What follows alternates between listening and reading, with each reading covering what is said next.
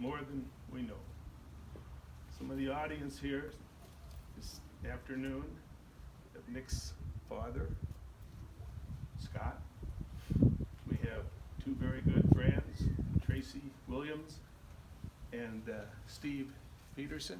All right, Steve. Okay. Hard to not see you. Both very good friends of Nick and Jill. Cliff Pappas, Cliff. Jill's cousin, my nephew. Sandra Pappas, Jill's aunt. My sister, who did an awful lot of work for us to do this. We appreciate it. Flew in from Seattle. John Pappas, our son, and his wife Erin, flew in from Houston, Texas. And let's see, Andrea, hi honey, Andrea and Ann, the rock horse, you're a tough lady. We appreciate so much. And Rebecca and Paul Boca, there you are. Thank you so much for coming. I think we've covered everybody. Huh? Diana. No, why wouldn't I? No, I said that earlier, didn't I, Tracy? Diana. Oh, okay, I'm sorry. Oh, good Lord, the baby come yet? No. All right, I'm sorry, Diana. Jill was born February 11th, 1967 in Idaho Falls, Idaho. And she was born in the hospital that her mother was born in 30 years earlier. On this earth, Jill spent 53 years, far too few. From there she went to Rancho Palos Verdes and she spent the next 18 years of education there on the hill. I'd like to give you a little insight on Jill. Tough baby when she wants to be. She had the schooling, and in one of the schools, the elementary schools, they put on 3 plays a year. Snow White, The Drummer Boy, and the Wizard of Oz. Now you know I'm not going to tell you, if she didn't do well, I'm not going to tell you the story. Anyway, she was Snow White. She was the drummer boy during the Christmas holidays. She had a beautiful voice. I don't know, Diane, did she sing at your wedding? She did. I hope ever you got heard for her because it was a real treat. It was very nice.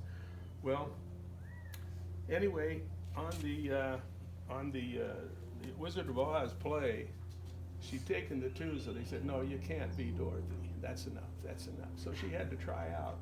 I said, what are you trying out for? She said, well, when she came home, she said, I'm trying out for the Wicked Witch of the West. I said, I see. I said, well, you're gonna have to practice a little bit. She said, but Dad, she said, the other girls are so big. They're about half a head taller than me. I said, it doesn't make any difference. You've got a voice. Took her out in the front yard, turned her around, showed her the house, and said, Jill lives in here. You know, Jill is not Jill anymore. Jill is the Wicked Witch of the West. She went through her thing. She did her Audition. yeah, so she tried out, and she said, well, okay, just speak loud and do your thing. Because at the end of this, it was the big ha ha ha ha, which we all remember how that goes. She said, but Dad, they're all half a head taller than I am. I said, well, it's a challenge. Well, anyway, 2 or 3 of them went through, and I think the people that were running, I think you were even running the show, and they were starting to get discouraged because all these big girls were coming along, and where's the big voice? Where's the ha ha ha? And all of a sudden,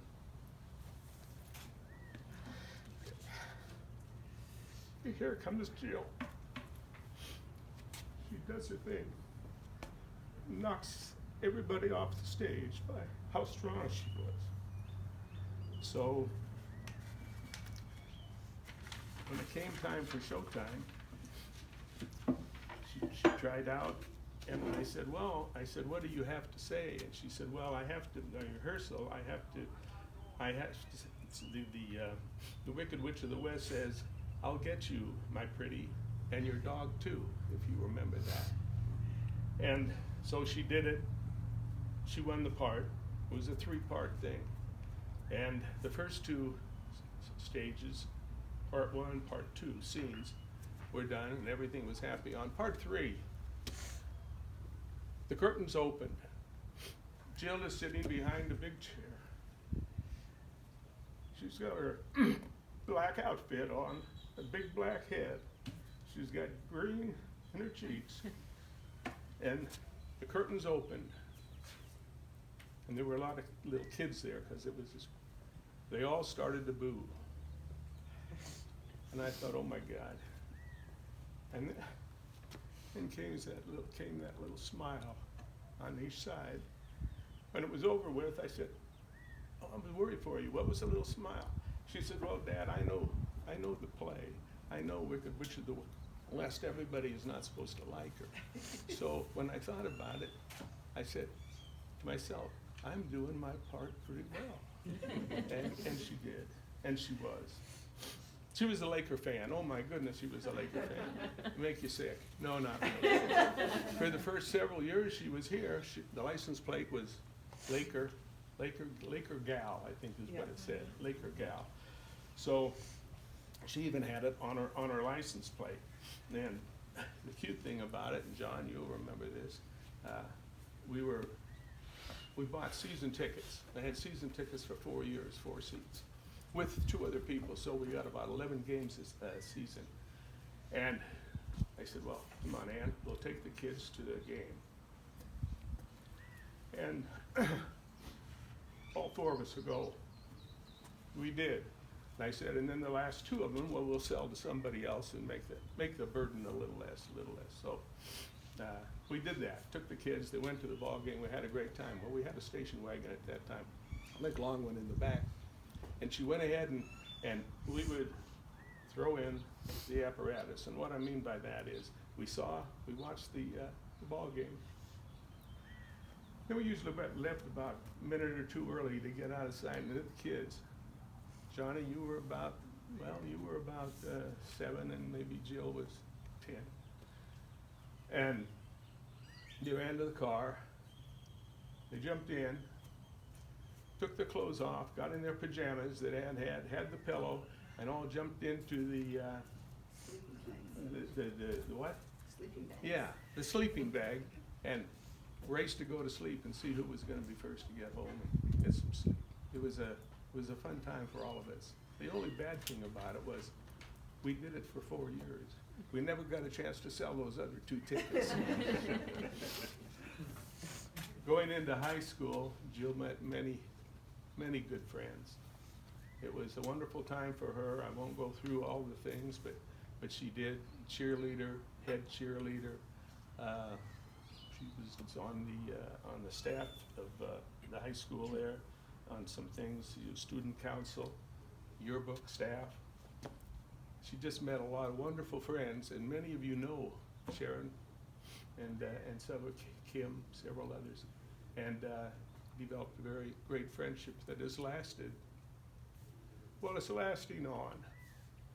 Didn't stop on Friday. It lasted and is lasting. Jill was a semi-professional singer. I don't know if you ever knew that or not, but she was one, can I say hell? She was a hell of a singer. She sang in a group during high school, and she sang in this group all throughout the United States, all the way from Hawaii to the White House. They were really, really good, and they had a lot of good times, and she met some great friends. She even, once again, this turkey, this little bundle of joy, she even sang at her own wedding. Now that's gotta take a little courage to have to do that when you're thinking about so many other things. But she did a wonderful job. And of course, Diane, at your wedding also. A cute thing about Diane's wedding, she came over and she asked Jill, I don't know that much about weddings, I hope I have it. Would you set mine up down the street at a place?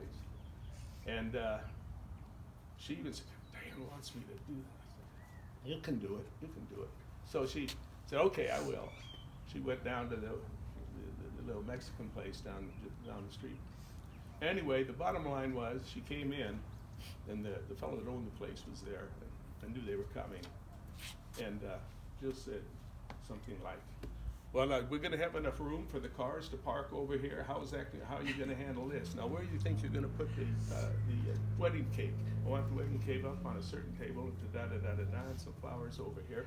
Now, where do they come to get their drinks and everything? Went all through this whole thing, and the guy, maybe turned to you, Diane, and said, is she a wedding planner or something? He said, yeah, knowledgeable, intelligent, sweet. F-O-J.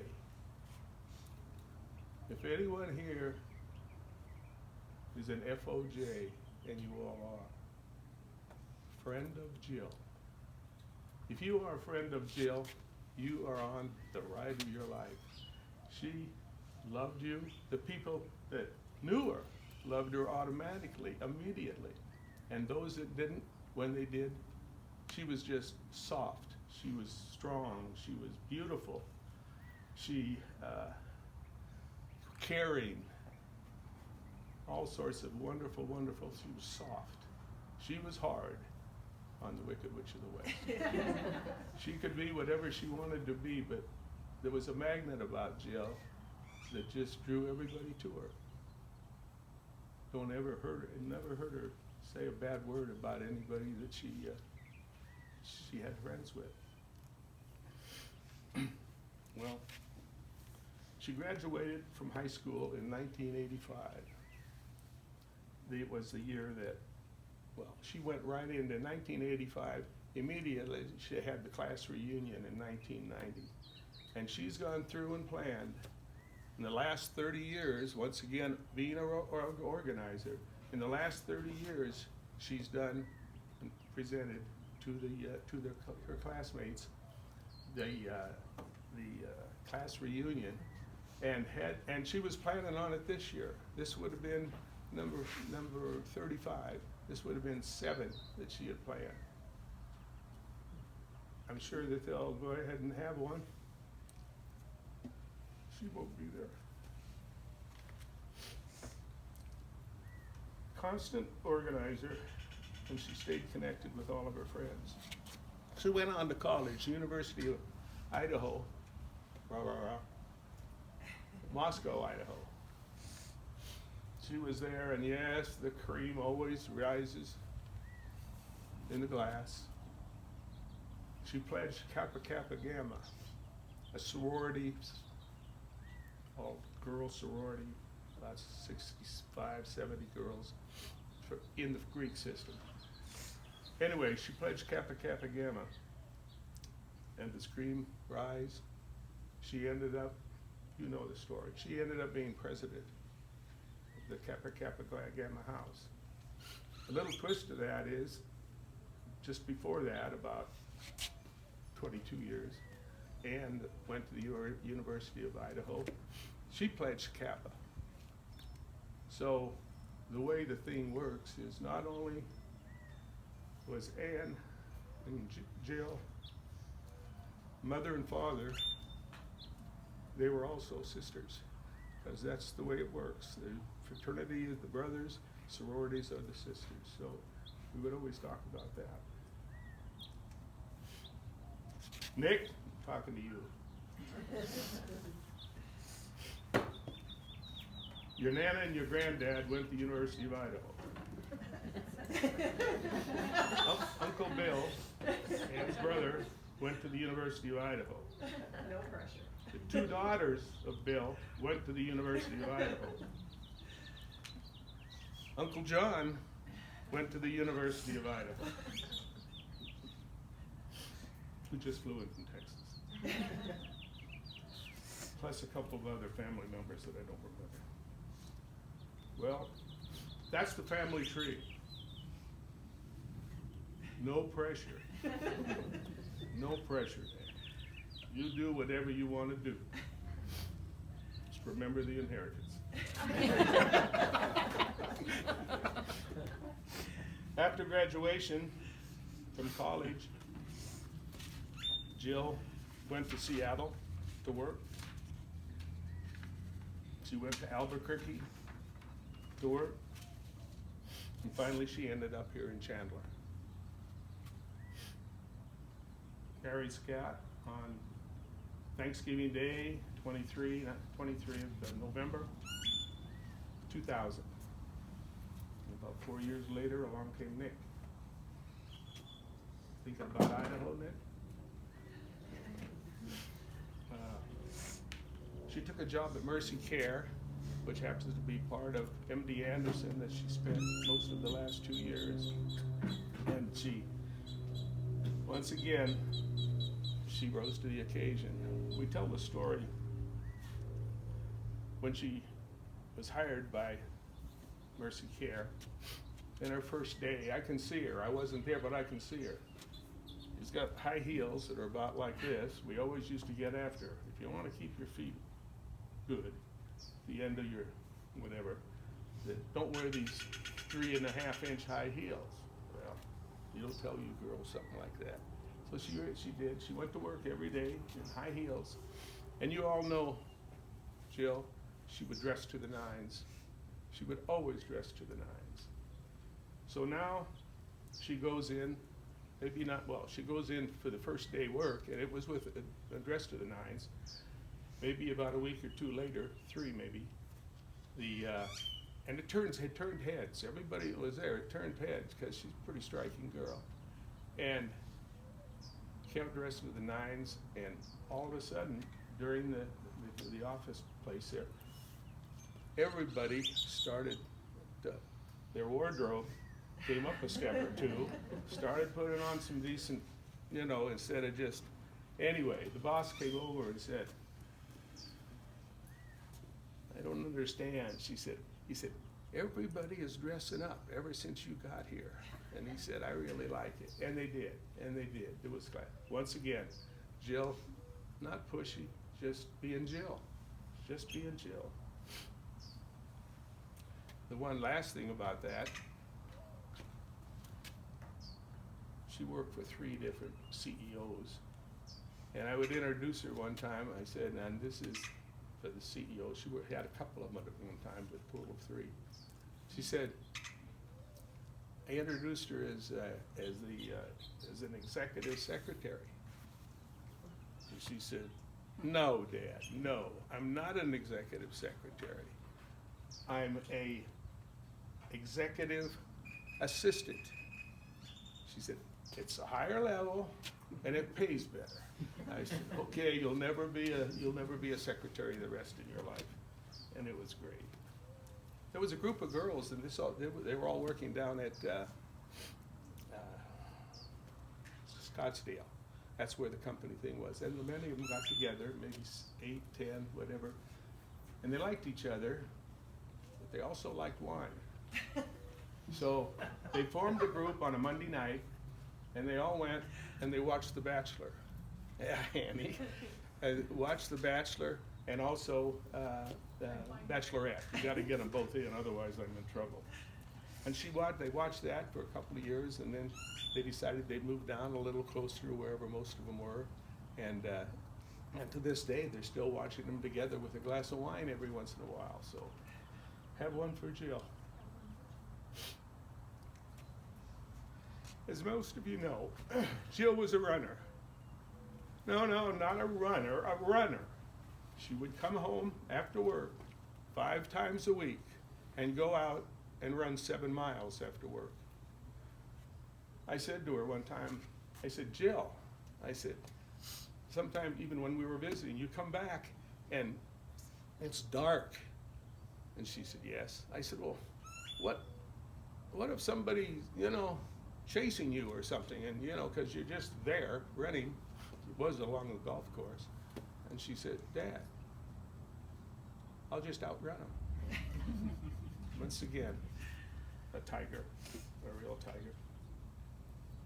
Then she fell running with Nick. First we thought it was a hamstring, then we took some x-rays, an MRI, and we found out it was the dreaded cancer.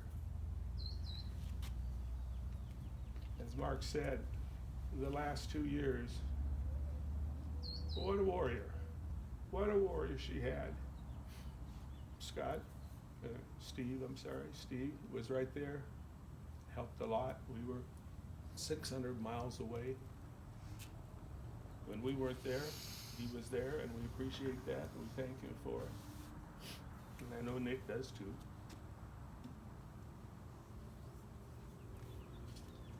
Boy.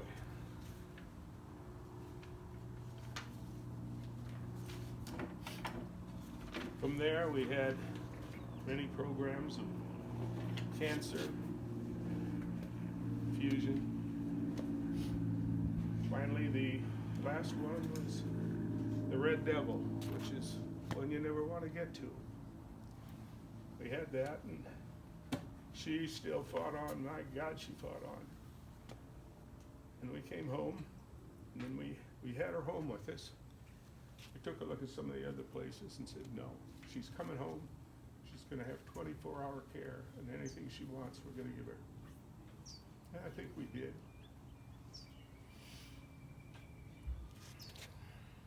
We talked about Jill.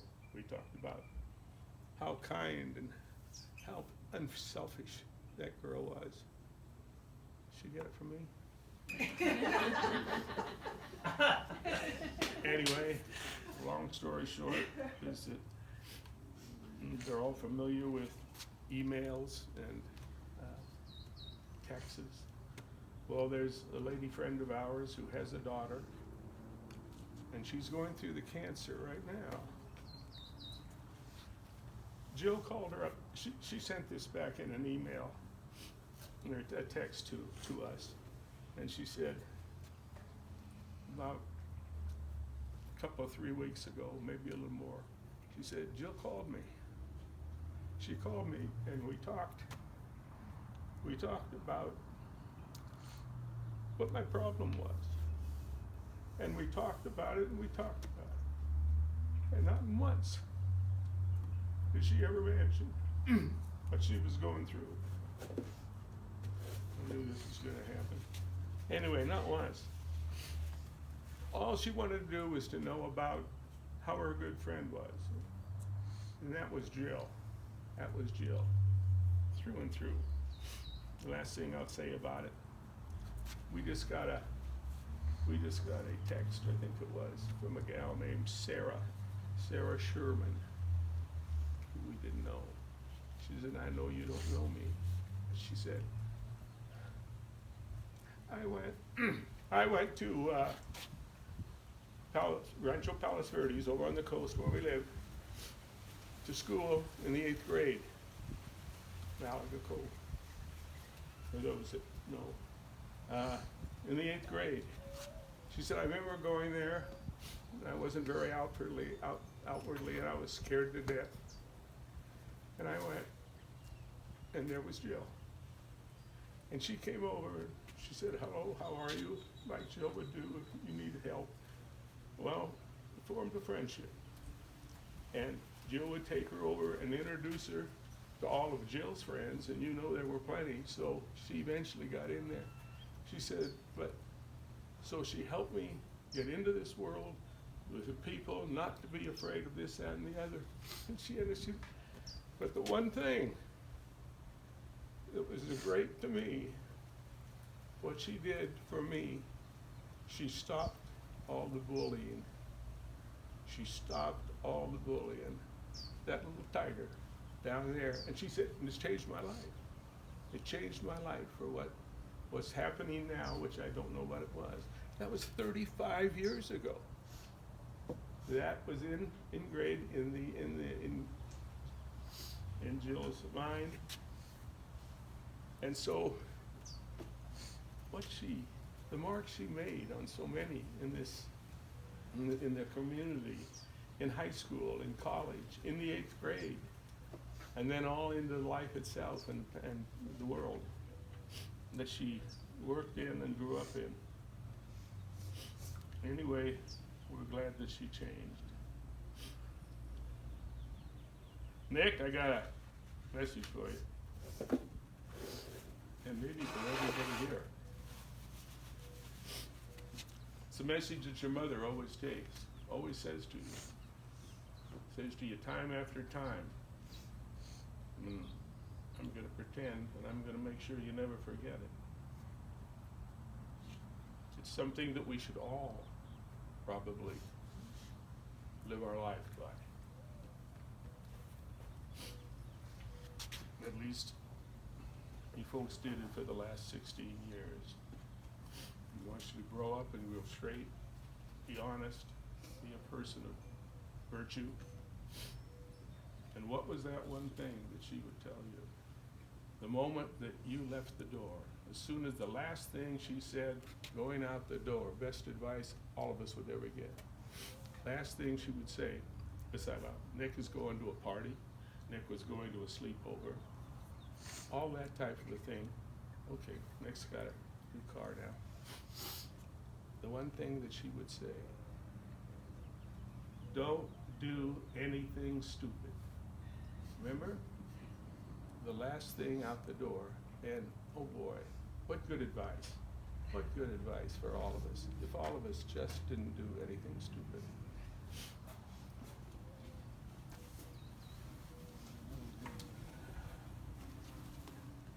I guess it was a short 53 years she was on this world. But I think you're probably judged more by if you've made a difference, if you've helped a friend, if you've done anything that you leave behind, what we leave behind, what we get all of it, work as much as you can. And that's what Jill did. She got every moment out of every day. The three things she loved best besides all of her friends were number one, Nick, she loved you. You were everything to her. And I think you know that. Number two, she loved her car. Oh, does she love that car? So what are you doing? Hey, I got you tracked here. What are you doing up at such and such? Just driving my car. Just driving my car. I think she had a lot of thoughts in that car. And number three was her house, her home. She had a beautiful home. Many, many pictures of all you girls here.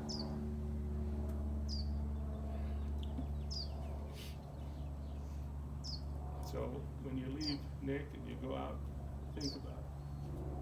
Because I'm going to start thinking about it. Don't do anything stupid. I have to tell you a cute little story, and that was Nick was, or Jill was in the hospital bed there at home. Ann was sitting, and she didn't speak too much at that time. So Ann was sitting on the bed next to her, and Jill said, she looked at her and said, and so Ann moved a little bit closer. Jill said, kind of puzzled, and she looked forward, and Jill reached up and took a leaf out of her hair. Oh man, that was good.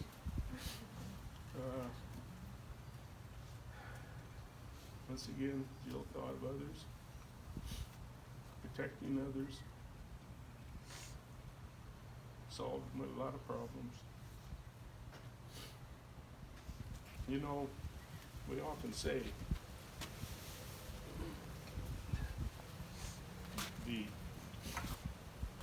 I call it the river of life. Everybody said, well, you know, how long is long? How tall is tall? How long will I be on this earth? And for me, the best explanation was this.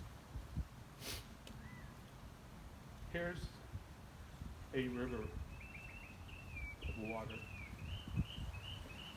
Down here is the river of humanity. When the river of water comes to the top of the falls,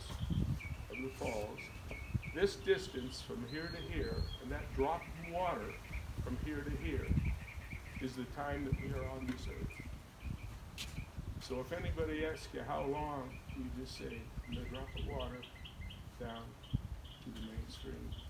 It kind of gives you a perspective. And then when things happen so soon, 53 years, did you get cheated out of maybe the last 10 feet, 15 feet? Well, no, you didn't. Jill didn't, because she took all the water with her because of what she did and what she had to do and what she felt she wanted to do. It was a great feeling that that's the way I look at her life, and leave some meaning, and my goodness, she did leave a lot of meanings in a lot of people's lives. I'm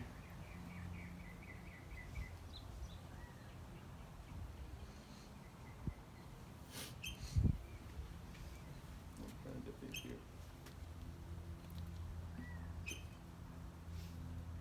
One of the last things, and I'm about finished. One of the last things that I'm not going to end this with a downer, because if you look at it rightly, it's the most wonderful thing. Jill was in her hospital bed. We were chatting as we chat. Well, we weren't really chatting. She was listening and all this. It didn't have to talk very much. And she turned to me and she said, "I'm sorry, Dad. I'm sorry, Dad, for leaving, for being such not a problem, but just she was worried about us at the very end, and yet she was in almost the last few days. I'm sorry, Dad. I'll remember that forever." Not even thinking about herself, as she did throughout her life, So when I think about Jill, when I think about how many years we've been on this earth and what's going to happen and what's going to happen after we're gone and what does happen after we're gone, if you don't have maybe as much faith as some do, they go on to say, there's peace after this and all this, and I believe that to an extent. And so here's what I believe, sort of what most people say. Jill is she's going over the horizon. And as she goes up, and as she starts to disappear in the horizon, there's another group of individuals on the other side. They're very excited, and they're saying, "Here comes Jill. Here comes Jill." Excited and ready to take her into their arms. And that's the way I'm going to remember her. I'm sure there's other people who would like to say a few things. I apologize for that bug in my eye. Is there anybody else that would like to share a little something, a little